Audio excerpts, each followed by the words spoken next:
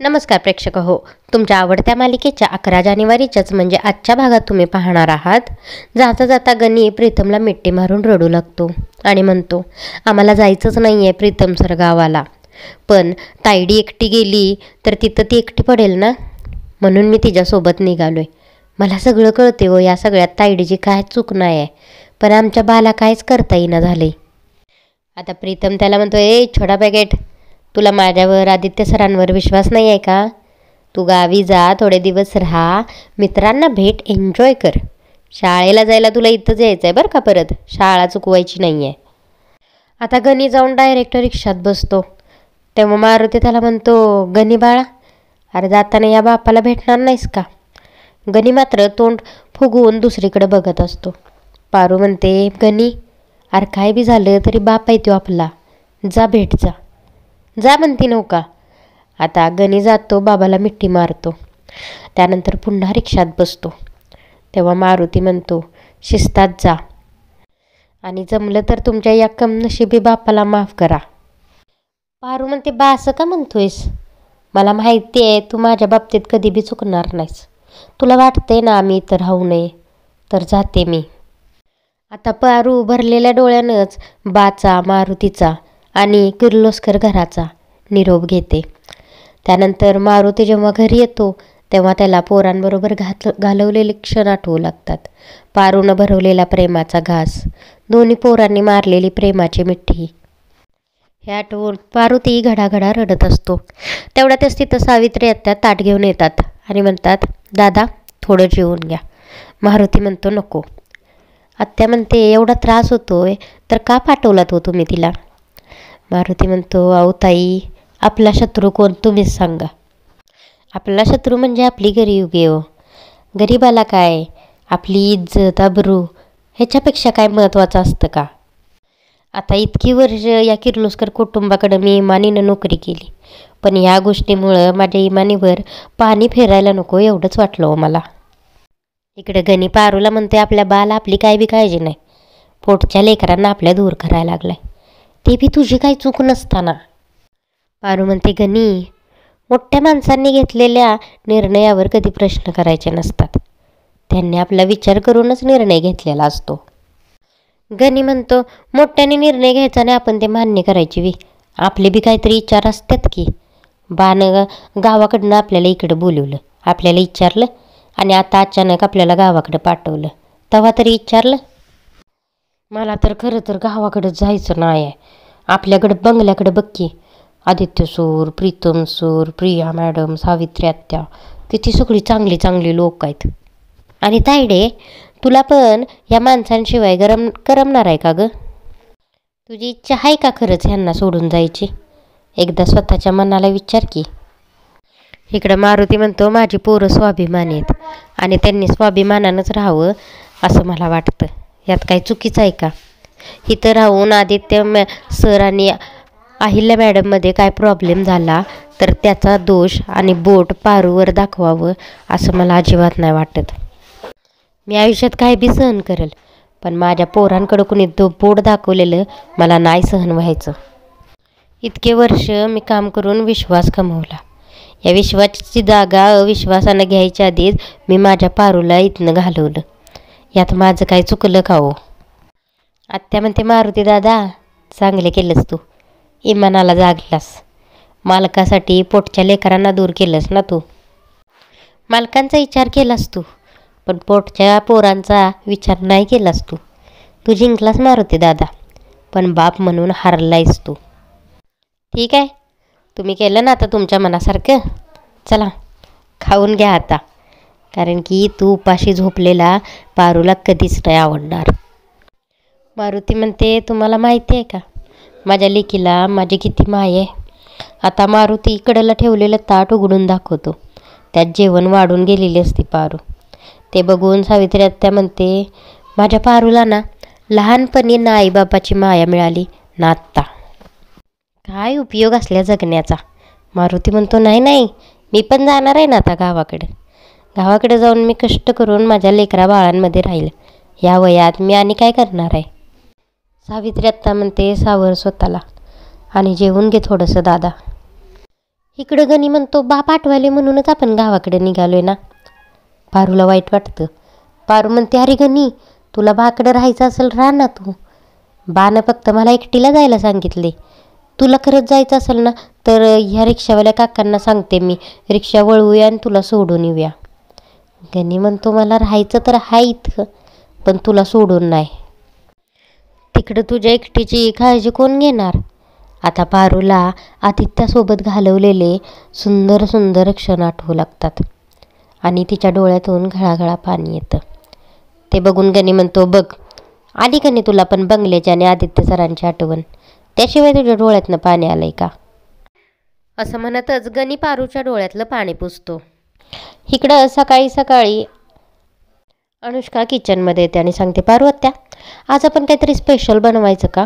म्हणजे आपण बदामाचा हलवा बनवूया. म्हणजे बनवणार मी आहे तुम्ही मला जस्ट हेल्प करा. आता किचनमधले सगळ्याच काम करणाऱ्या बायका अनुष्काकडे पाहू लागतात.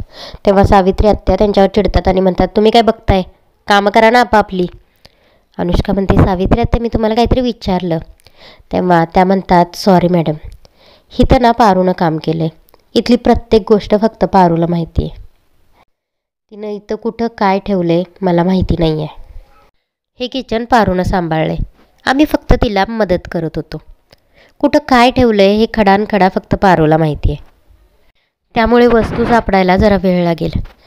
तेव्हा अनुष्का म्हणते इट्स ओके आत्या माणूस असण्याची आपल्याला सवय असते.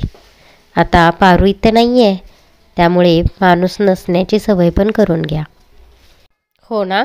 आणि आता आपण आहोतच की सगळे इथे. आता फक्त पारू नसण्याने बाकी सगळ्या घरच्या मेंबर्सची जेवणाची आभळ करून कशी चालेल.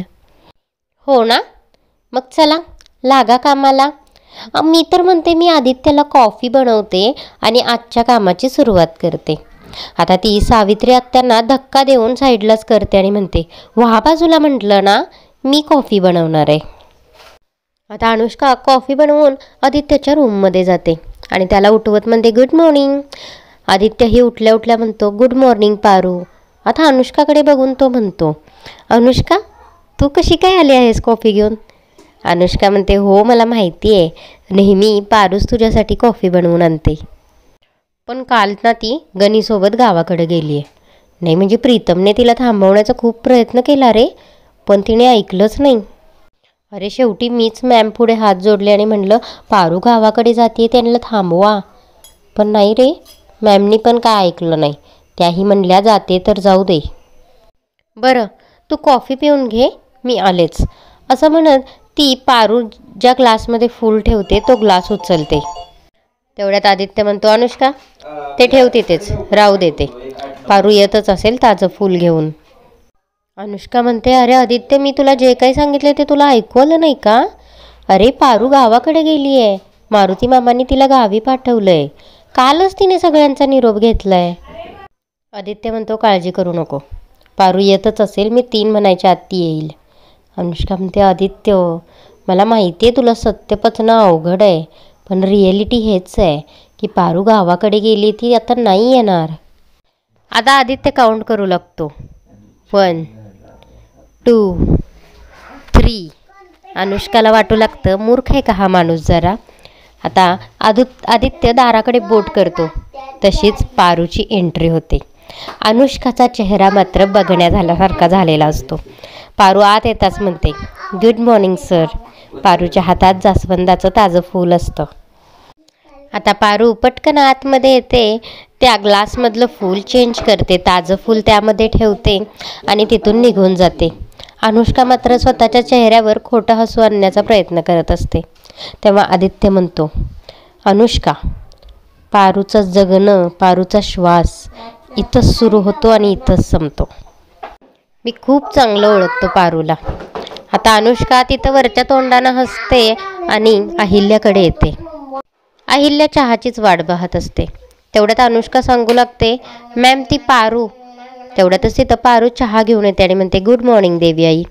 अहिल्या शॉकच होते आणि म्हणते अगं पारू. आता पारू घडलेला प्रकार सांगू लागते. पारू रिक्षातून जात असते. गणी आणि पारू गप्पा मारत असतात. तेवढ्यातच अचानक रिक्षा थांबते तर रिक्षाच्या समोर आदित्य गाडी घेऊन आडवा उभा असतो. आता आदित्य गाडीतून उतरतो आणि पारूजवळ येऊन म्हणू लागतो, कुठं निघाली आहेस? पारू म्हणते, गावी निघाले. आदित्य म्हणतो, कुणाला विचारलंस तू? कोणाला सांगितलंस? मला विचारलंस तू? कोण लागतो ग मी तुझा? गणी म्हणतो, आता आपण जात नसतो गावाला. यस, आदित्य सर आलेत. आदित्य विचारू लागतो, काय विचारतोय मी तुला पारू? काय नातं आहे आपल्यात? पारू म्हणते, आदित्य सर, आपण चांगले मित्र आहोत. आदित्य म्हणतो, माशी निभावतात का मैत्री? आदित्य म्हणतो, पारू, जाताना तुला एकदा पण मला विचारायचं सोड, निदान सांगायची तरी गरज वाटली नाही तुला? मी येई जाताना एकदाही मला भेटू वाटलं नाही तुला? अगं, कुठं गेली ती सगळ्या प्रॉब्लेमला फेस करणारी पारू?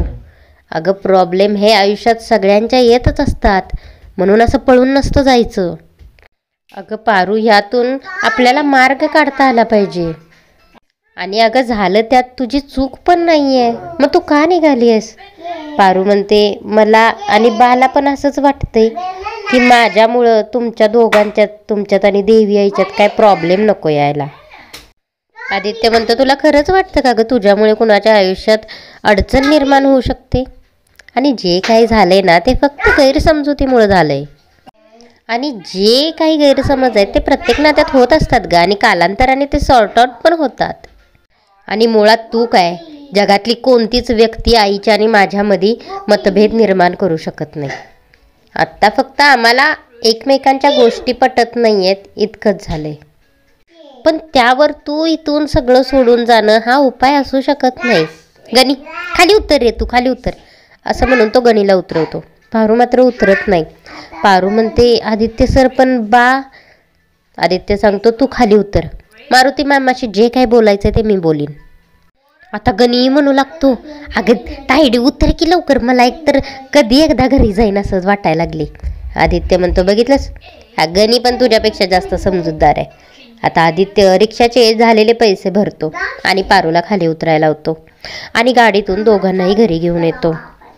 असा घडलेला सगळा प्रकार पारू अहिल्याला सांगते आणि आजचा भाग आपला इथंच संपतो. पारू घरी आल्याने मला तरी खूप आनंद झालाय, पण आपला एवढाच अहिल्यालाही होईल का? ती ही गोष्ट समजून घेईल का? तुम्हाला काय वाटतं आम्हाला कमेंट करून नक्की कळवा. आणि या मालिकेच्या अशाच डेली अपडेटसाठी आत्ताच बेल आयकॉनवर क्लिक करून आपल्या चॅनलला सबस्क्राईब करा. व्हिडिओ आवडला असेल तर लाईक करायला विसरू नका. धन्यवाद.